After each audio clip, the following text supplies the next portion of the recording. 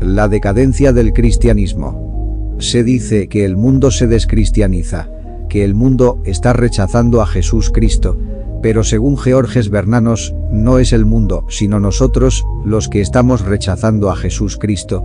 Es de nuestros corazones que Dios se retira. Somos nosotros los que nos estamos descristianizando. Ya en 2005, el Papa Benedicto XVI advirtió que Occidente atraviesa una crisis jamás presenciada en la historia de la humanidad. La crisis que vive el clero, la Iglesia, Europa y Occidente es, fundamentalmente, una crisis espiritual. Es una crisis de la fe en Dios. Según el padre Robert Sara, una prueba de esta crisis es que en la mayor parte de Europa, las iglesias están vacías. A manera de ejemplo, puede constatarse que en Alemania, cada año, unos 200.000 católicos abandonan la Iglesia católica y unos 300.000 protestantes abandonan las iglesias protestantes.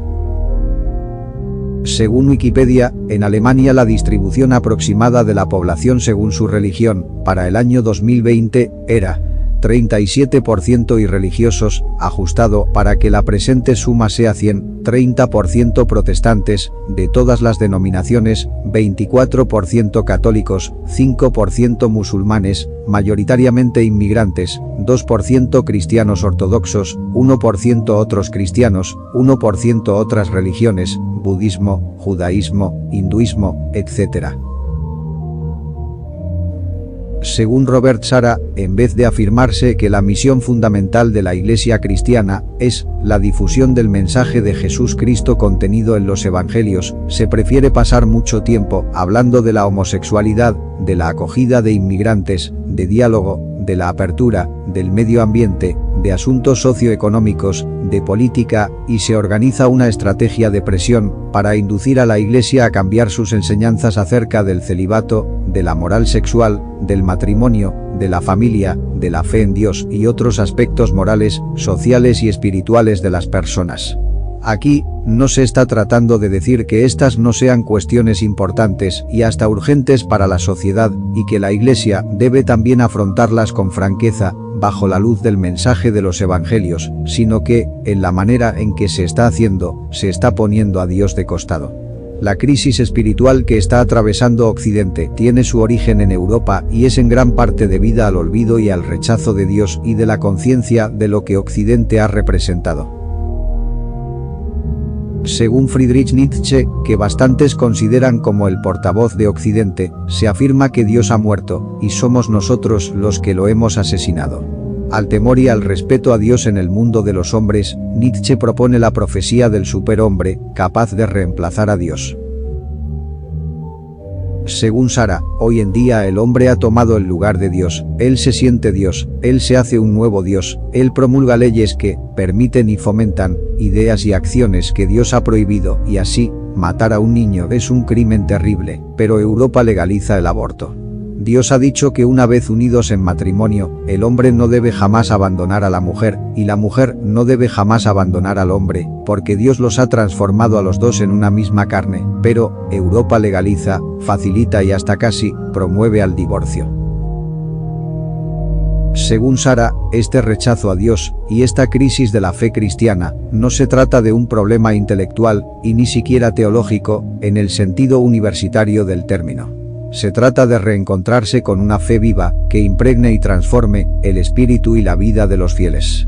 Si la fe no recupera una nueva vitalidad para convertirse en una convicción profunda, en una fuerza real, gracias al encuentro personal e íntimo de los individuos con el mensaje de Jesús Cristo, todas las reformas que emprenda la Iglesia cristiana resultarán ineficaces y vacías, y nos encaminaremos hacia la ruina del cristianismo.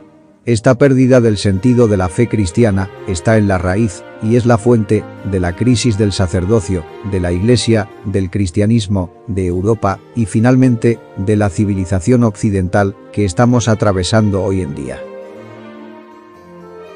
Como durante los días de la caída del Imperio Romano de Occidente, hoy, también las instituciones humanas parecen ser la voz de la decadencia, y habiéndose perdido el sentido de Dios, se han socavado los cimientos de la civilización occidental, y se ha abierto la puerta a una nueva clase de barbarie totalitaria. Al separarse de Dios, el hombre queda reducido a su sola dimensión horizontal, escasa de perspectivas elevadas. El extravío ocasionado por esta separación ha sido causa importante de los totalitarismos más destructivos del siglo XX. La pérdida de la referencia del hombre en Dios lo ha privado de perspectivas respecto al mundo y a los demás y ha abierto espacios para el relativismo moral y para un concepto de libertad personal ambiguo que terminan convirtiendo al hombre en un adorador de ídolos, tales como el totalitarismo estatal, propugnado por el neomarxismo, el globalismo totalitario, el empoderamiento de las burocracias hipertrofiadas y un liberalismo que solo persigue, fundamentalmente, el beneficio económico ansiado por los plutócratas hipermillonarios. Según Sara, la separación del hombre de Dios ha sumido al sacerdocio en una crisis sin precedentes. Aunque solo afectara a una pequeña parte de él, es igual de lesivo para la Iglesia cristiana que una lesión grave en un miembro lo es con respecto al organismo al que deja discapacitado. Durante el VII siglo, Gregorio Magno denunciaba a los que aceptaban el ministerio sacerdotal solo como un medio para ganarse la vida con mayor comodidad o para adquirir una posición propicia para influir sobre la gente, pero que no realizaban su labor del sacerdocio con real convicción.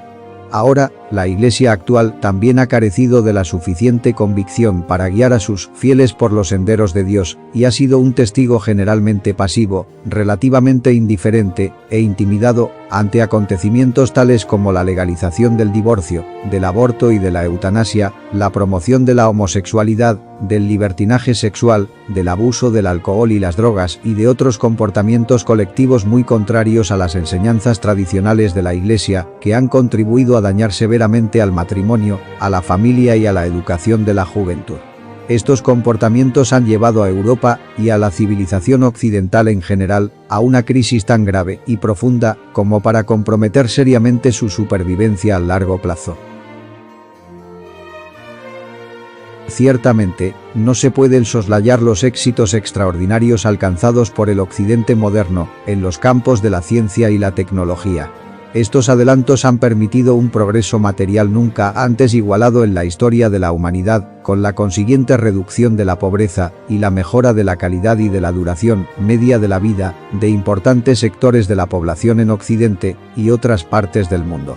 También ha incrementado en gran medida la capacidad de comunicación entre las personas a nivel global, lo que ha acelerado mucho la difusión y la creación de nuevas ideas, corrientes de pensamiento e ideologías en todos los ámbitos, y también en el espiritual y en la interpretación que de la vida tiene el hombre moderno.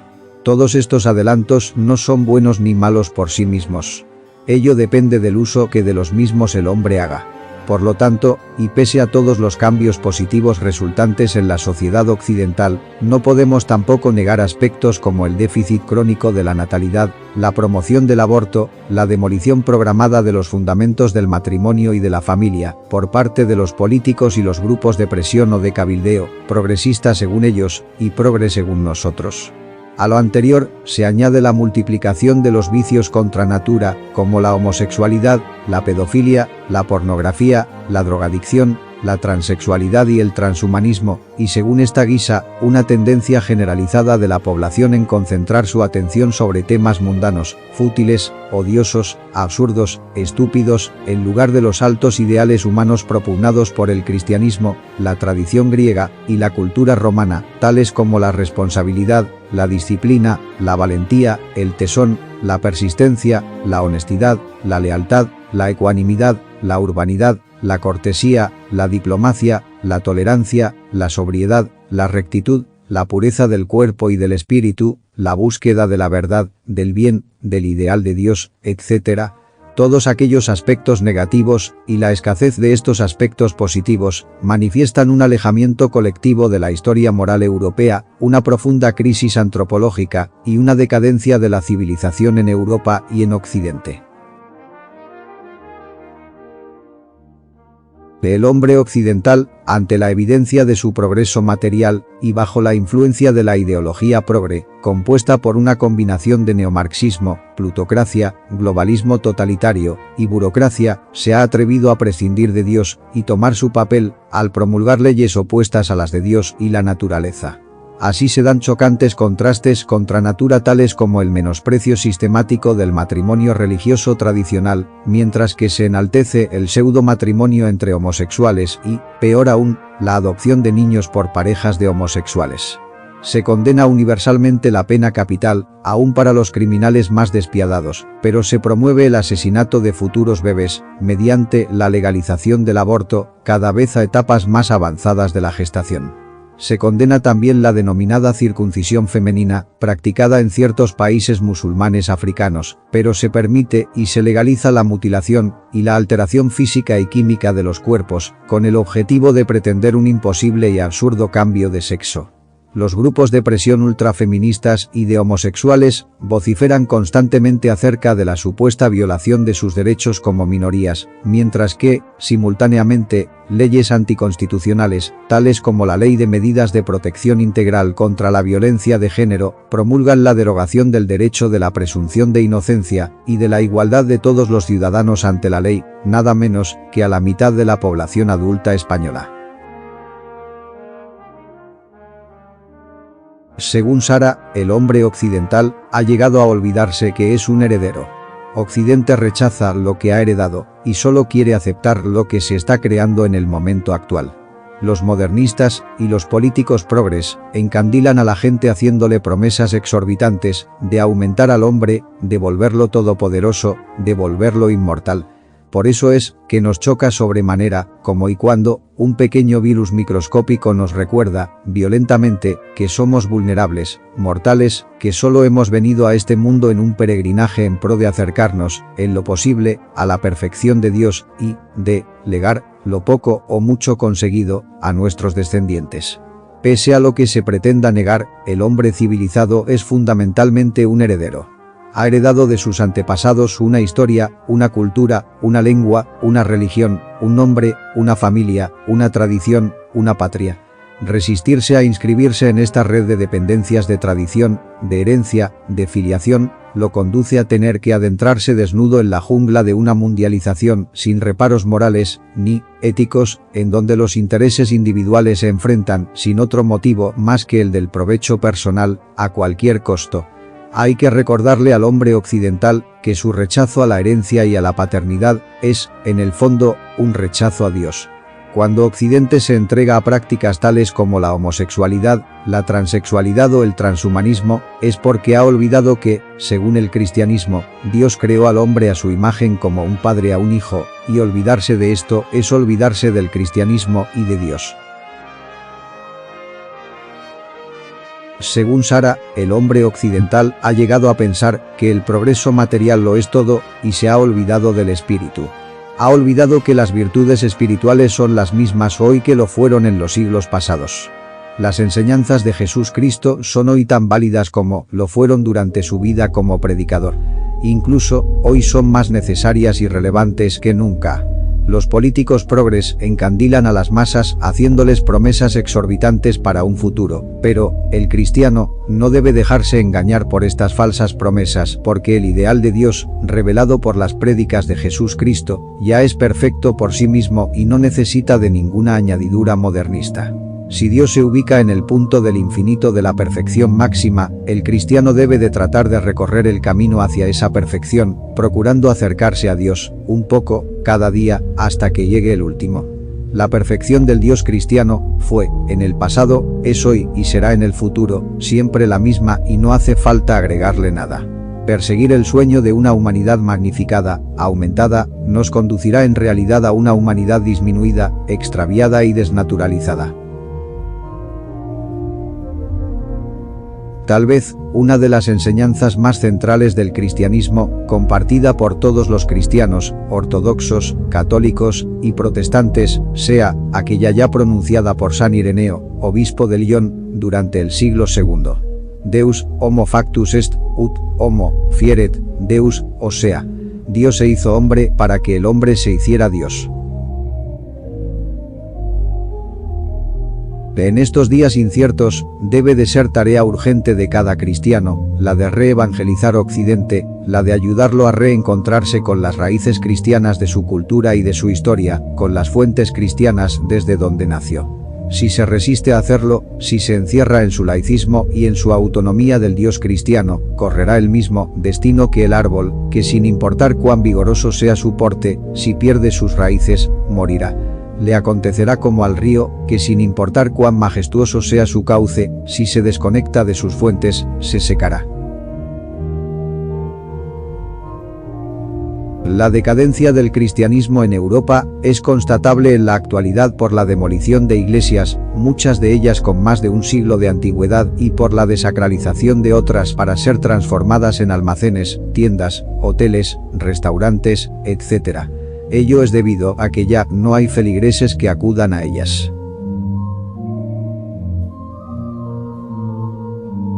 El continente, que desde la caída del Imperio Romano Occidental, hacia finales del siglo V, se le conocía como la cristiandad, es lo que hoy hemos llegado a denominar Europa. Un continente actualmente en rápido proceso de descristianización. Ya en 1907, Pío X, en su Pascendi Dominici Gregis, denunciaba al denominado entonces como modernismo, como el mayor peligro para la cristiandad. El modernismo es uno de los precursores de la actual ideología progre que, como ya se ha dicho, es una poderosa y temible alianza constituida por neomarxistas, plutócratas hipermillonarios, globalistas totalitarios y burócratas. Según Pío X, hay 5 causas para la decadencia del cristianismo. 3 morales y 2 intelectuales. A saber: 1. Causas morales de la decadencia de la Iglesia cristiana. 1.1. La soberbia, consistente en no querer reconocerse como heredero de la Iglesia. El verdadero cristiano debe de evitar las influencias de los mismos religiosos que pregonen ser padres de la Iglesia, creadores de la Iglesia, innovadores de la Iglesia, etc. Soberbia es no obedecer la doctrina de la Iglesia por considerarla inferior al juicio personal. Soberbia es solo obedecer aquellas partes de la doctrina que conviene según sean las circunstancias personales o sociales actuales. Un ejemplo de ello es el presente pontificado, demasiado sensitivo, en la opinión de muchos, hacia la actual ideología progre, como para llegar a promulgar criterios prácticamente neomarxistas y globalistas totalitarios ante la comunidad de los fieles, como una doctrina de la Iglesia. El verdadero cristiano se considera hijo de la Iglesia, nacido mediante el bautismo y dispuesto a vivir y a morir como cristiano, hasta el fin. 1.2. La curiosidad, que impulsa a algunos a buscar doctrinas llamativas y extrañas a las enseñanzas de Jesús Cristo. Esto aplica tanto al sector más modernista en el sentido progre como al más tradicionalista.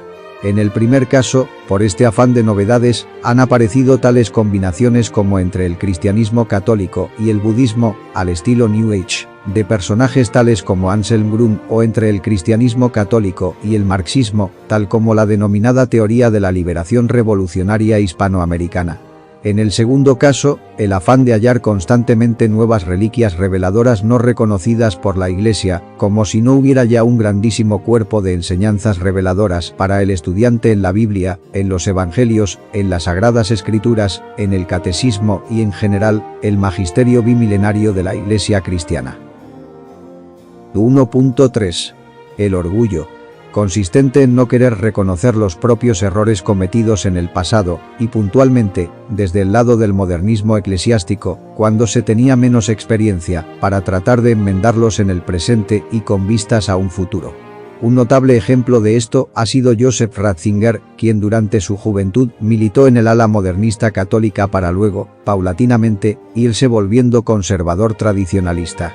Es del conocimiento público que Ratzinger, quien fuera papa del cristianismo católico con el nombre de Benedicto XVI entre 2005, tras el fallecimiento de Juan Pablo II y 2013, cuando renunció al papado, asumiendo el título de Papa emérito, para dejar paso a Jorge Bergoglio, que ascendió como el actual Papa Francisco, para desempeñar un pontificado sesgado políticamente hacia la izquierda neomarxista y globalista totalitaria. La renuncia de Benedicto XVI ha sido, en la opinión de los entendidos, una decisión excepcional en la historia de la Iglesia, ya que, si bien, el sumo pontífice más próximo que renunció al papado fue Gregorio XII, en 1415, el precedente de Celestino V, en 1294, es el único del que puede asegurarse que fue de forma libre y voluntaria. y a partir de aquí, que cada quien saque sus propias conclusiones. 2. Causas intelectuales de la decadencia de la Iglesia cristiana. 2.1. La ignorancia negligente, consistente en pudiendo haberse educado cabalmente como un cristiano formal, prestar oídos sordos a tal alternativa. Esta causa atañe tanto a laicos como a religiosos. En el caso de un laico, no es suficiente quedarse con el catecismo elemental aprendido durante la niñez en la escuela, ya que, por ejemplo, mientras que un niño no suele hacerse la pregunta de por qué existe el mal, un adulto sí que puede y además debe de hacérsela, porque, aunque sea duro tener que reconocerlo, el mal existe y es preciso combatirlo constantemente y en todos los frentes para darle al bien una oportunidad realista de prevalecer. En este mundo, destruir es fácil mientras que construir es difícil. Como lo establece la segunda ley de la termodinámica, los procesos reales en este universo siempre hacen crecer la entropía total del mismo. El desorden aparece espontáneamente, mientras que el orden requiere de una actividad constante, meticulosa y trabajosa. En el caso de un religioso, no puede alegar que su formación en el seminario fuera deficiente como excusa a su mal obrar o a su mal aconsejar a los fieles que lo escuchan, lo mismo que un cirujano no puede culpar a sus profesores de su facultad de medicina por haberse olvidado de su bisturí dentro de las entrañas del desgraciado paciente que confió en él. La ignorancia nunca puede ser una razón para justificar el mal hacer de un perito en su materia. 2.2. El menosprecio a la tradición de la Iglesia, consistente, en palabras del propio Pío X, la aversión a Santo Tomás de Aquino, el más santo entre los sabios y el más sabio entre los santos, cuyo legado contiene toda la teología, escriturística, moral, dogmática y espiritual del cristianismo católico. El resultado de ello es el menosprecio al magisterio, a las enseñanzas y a la tradición de 2000 años de la Iglesia cristiana. De estas 5 causas explican, según el padre Javier Olivera Rabasi, el por qué en las iglesias europeas se están vaciando. Porque lo que animaba a que la gente acudiera a estos templos se ha ido, y que es la fe verdadera. El avance del Islam en Europa no está causado propiamente por su superioridad moral o espiritual sobre el cristianismo. Más bien, lo que está haciendo el Islam es aprovechar los espacios vacíos que está dejando abandonados el cristianismo para ocuparlos y posteriormente enraizarse en ellos. Además, el hombre común tiene una necesidad básica de Dios y muchos europeos, a veces descendientes de musulmanes, pero a veces no, ante la falta de una respuesta a su necesidad espiritual por parte del cristianismo, optan por el Islam. Los musulmanes no muestran vergüenza ni temor en manifestar su fe de manera simple, clara y radical a todo el mundo que acepte escucharlos. Los musulmanes, además, predican su fe tal como lo indica el Corán, de una manera ortodoxa y consistente. Así es como en Europa, mientras se vacían las iglesias, se van llenando las mezquitas. Evidentemente, el rápido crecimiento del Islam en Europa también es debido a la política insensata e irresponsable de fomentar la entrada masiva de inmigrantes económicos musulmanes, rebeldes y opuestos a la cultura occidental, al continente, instaurada por políticos progres entre los cuales ha destacado Angela Merkel en Alemania. Por una parte, según Olivera Rabasi, el modernismo y su descendiente la actual ideología progre, han estado, y continúan, atacando a la Iglesia cristiana desde adentro, en vez de hacerlo desde afuera. En vez de optar por separarse de la Iglesia madre, para iniciar nuevos caminos independientes, como había sido lo tradicional en el pasado, los sacerdotes progres fomentan, practican y hasta predican, la herejía en su seno, sin que la Iglesia los excomulgue. Por otra parte, los sacerdotes cobardes o traidores no se resisten a acomodarse ante el poder político y el económico, lo que es apostasía, también merecedor de la excomunión.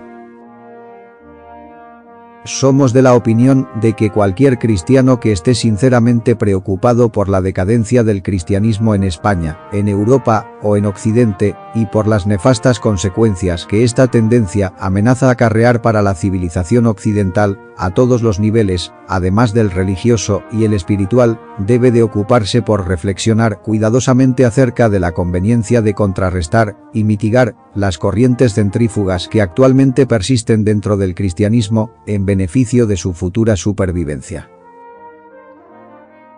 De estas corrientes centrífugas, denominadas generalmente como herejías y ocasionalmente como cismas, en el lenguaje de la Iglesia, han existido, como mínimo desde el siglo II. Resultaría prolijo aquí el estudio detallado de los cismas del cristianismo, y solo se mencionarán los dos cismas más importantes del cristianismo, que han sido: 1. El cisma de Oriente y Occidente, Gran Cisma, o Cisma de 1054, siglo XI, conocido en la historiografía occidental como el Cisma de Oriente y en los países ortodoxos como el Cisma de los Latinos, fue el evento que, rompiendo la unidad de lo que había sido la Iglesia institucional del Bajo Imperio Romano, basada en la Pentarquía, dividió al cristianismo calcedonio entre la Iglesia católica en Occidente y la Iglesia ortodoxa en el Oriente. Aunque 1054 se indica normalmente como el año del cisma, fue en realidad el resultado de un largo periodo de distanciamiento progresivo teológico y político entre las dos ramas eclesiales que subsiste hasta la actualidad. 2. La Reforma del siglo XVI, que separó al cristianismo occidental entre los actuales católicos y protestantes. A partir de este cisma, los cristianos protestantes se subdividieron en multitud de confesiones. Entre las existentes hoy en día están el luteranismo, el calvinismo, el restauracionismo, el anglicanismo, el anabaptismo, el presbiterianismo, etc. Históricamente, se reconoce a Martín Lutero, 1483-1546, como el iniciador de la Reforma protestante. Estas divisiones del cristianismo, producto de sus desavenencias internas, han sido causa de graves acontecimientos, no solo en la cristiandad, sino también en la historia de Europa. Tales como la toma y saqueo de Constantinopla por los cruzados católicos en 1204, que creó el denominado Imperio Latino de Constantinopla, que duró hasta 1261. Los bizantinos de Nicea lograron, eventualmente, recuperar la ciudad y restablecer su imperio, pero ya debilitado, bajo la dinastía paleóloga, que terminó con Constantino XI en 1453, cuando los turcos otomanos musulmanes conquistaron Constantinopla, estableciendo el dominio del Islam sobre la ciudad, que renombraron como Estambul, y sobre esa parte de Europa, hasta la actualidad. Este episodio de la historia del cristianismo y de la historia europea es un trágico ejemplo de lo que puede ocurrir cuando los cristianos prefieren dedicarse a pelear entre ellos, por causa de mil rencillas, autojustificadas de mil maneras, para terminar propiciando su autodestrucción ante el empuje del Islam, el supremo rival conquistador del cristianismo, desde su nacimiento en el siglo VII y hasta la actualidad.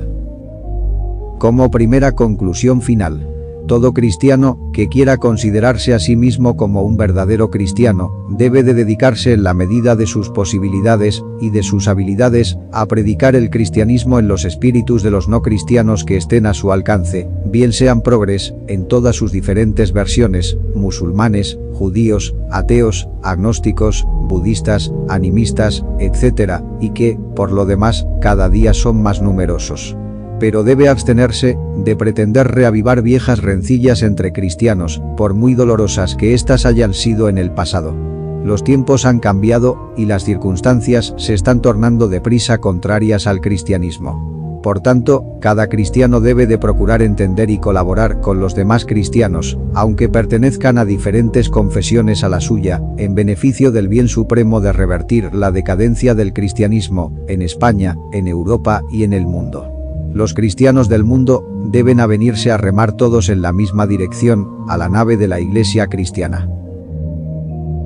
Como segunda conclusión final: todo español que pretenda considerarse a sí mismo como un verdadero patriota, debe de dedicarse, en la medida de sus posibilidades y de sus habilidades, a predicar el aprecio, y de ser posible, el amor a España y a la hispanidad, entre todos los ciudadanos de nacionalidad española o no española, que estén a su alcance. El mismo corolario aplica, correlativamente, a todo europeo que quiera considerarse como un verdadero europeo, o a todo occidental que quiera considerarse como un verdadero occidental. Los supuestos cristianos y los supuestos españoles que por causa de una debilidad de la voluntad o por cobardía no estén dispuestos a seguir estos principios, que tengan bien claro en su fuero interno que no serán más que parte de esa mayoría silenciosa que hoy se deja arrear como borregos por los políticos progres, que no significa nada, que no decide nada y que pasará por la historia sin dejar rastro discernible.